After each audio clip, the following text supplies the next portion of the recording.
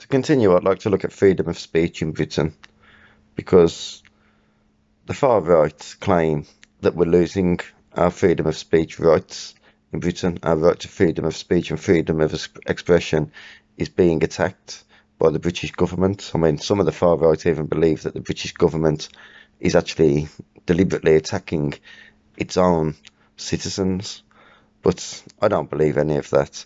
And when it comes to freedom of speech, Sir Keir Starmer said himself that he's proud of Britain's freedom of speech record. He said that Britain has been allowed freedom of speech for a long time, and he's proud of Britain's freedom of speech record.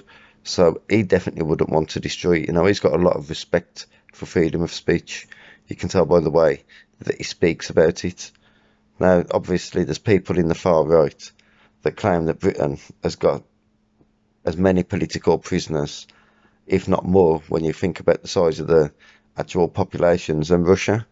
But I'm going to clear this rumour up now because I've actually asked AI this question, and AI answers it like this. It says, while it is difficult to quantify, it's generally understood that Russia has a significantly larger number of individuals perceived to be political prisoners compared to the UK.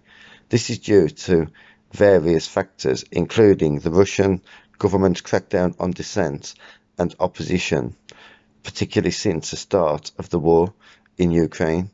The UK, while facing its own challenges regarding human rights and civil liberties, has not faced the same level of criticism regarding the targeting of political opponents. So, you know, even AI clearly tells you that Britain is not as bad as Russia when it comes to political prisoners. And it even gives you the source, and if you press the source is gov.uk, so it's www.gov.uk, which is actually a British government website. So you know it's a very reliable source. Do you know what I mean? It's obviously super reliable because it's actually a British government website that AI has used to answer the question. So it's obviously a very accurate answer. There'll be no bias there or anything like that, like some conspiracy theories might suggest, because it's a government website and it will be based on facts, you know. So, but there's a lot of people out there that claim that the government use, you know, its branches and its powers to attack certain people and individuals that it perceives to be a problem. Usually people that are disobedient or, you know, considered to be intolerant, and really always people that disagree with government policy.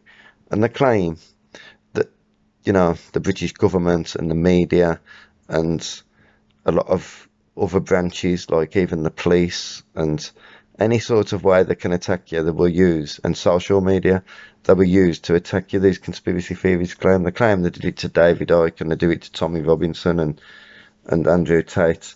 And I think that's a load of nonsense. I mean, you know, these people are intolerant people, especially Tommy Robinson and Andrew Tate. You know, we can't tolerate intolerance like that. I mean, I'm a super tolerant person, but I refuse to tolerate intolerance. Even if sometimes the people are actually stating facts and talking absolute common sense, at the end of the day, they're intolerant, so nothing to say is relevant to me, because I refuse to listen to intolerant people. And I think that we should always refuse to listen to intolerant people, because if we start following intolerance, we'll end up like America, and we'll end up with a government like Trump's government, an intolerant government in America. You know, like the far right in America have obviously voted Trump in, and now, you know, everything's all chaotic in America now. I know, again, some people are telling me that if the Democrats, you know, didn't start making the White House look like some sort of Leslie Nelson movie, you know what I mean, and if they didn't have such ridiculous and extreme unpopular opinions and ideologies that they was more interested in talking about than actual policies, then maybe the Democrats might have done better in the election. But I disagree with that. I think they was right on point with a lot of the things they were saying. to be honest. And I think Kamala Harris and Joe Biden was absolutely fantastic.